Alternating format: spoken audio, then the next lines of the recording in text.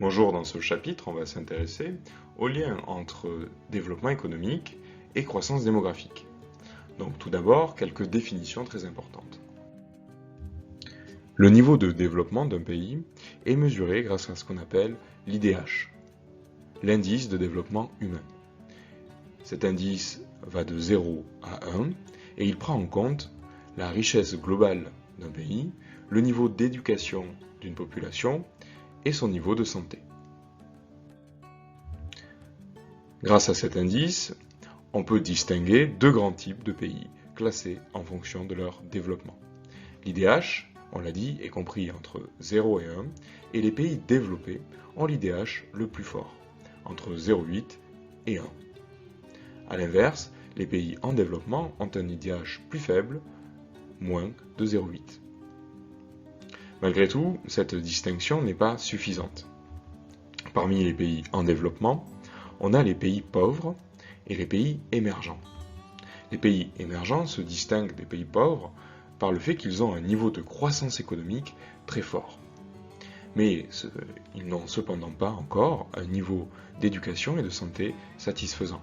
C'est le cas du Brésil, de l'Inde, de la Chine ou encore de la Russie ou de l'Afrique du Sud. Donc une augmentation de la richesse, mais un niveau d'éducation et de santé encore faible. Dans ce chapitre, on va donc s'intéresser au lien entre la croissance démographique, c'est-à-dire la croissance, l'évolution de la population, et le niveau de développement d'un pays, son IDH. La croissance démographique est mesurée par la différence entre le taux de mortalité et le taux de natalité. Le taux de mortalité ici en bleu et le taux de natalité ici en rouge. Si le taux de natalité est plus fort que le taux de mortalité, alors la population augmente. On parle d'accroissement naturel.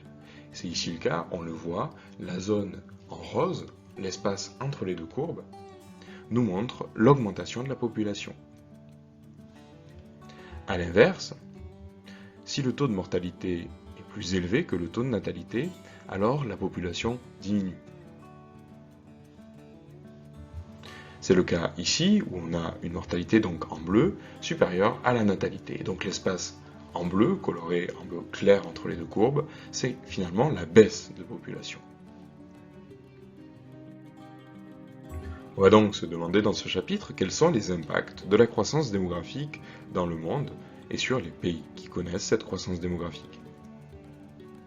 On va d'abord étudier l'Inde, puis le Nigeria, et à partir de ces études de cas, on va essayer d'analyser plus globalement la situation mondiale. On va voir que la population mondiale est globalement en croissance, qu'elle augmente, que cela entraîne des besoins de plus en plus importants, que malgré tout aussi, le développement permet de compenser l'augmentation de population. Malgré tout, le peuplement accru pose des problèmes nouveaux, notamment dans le contexte de changement climatique.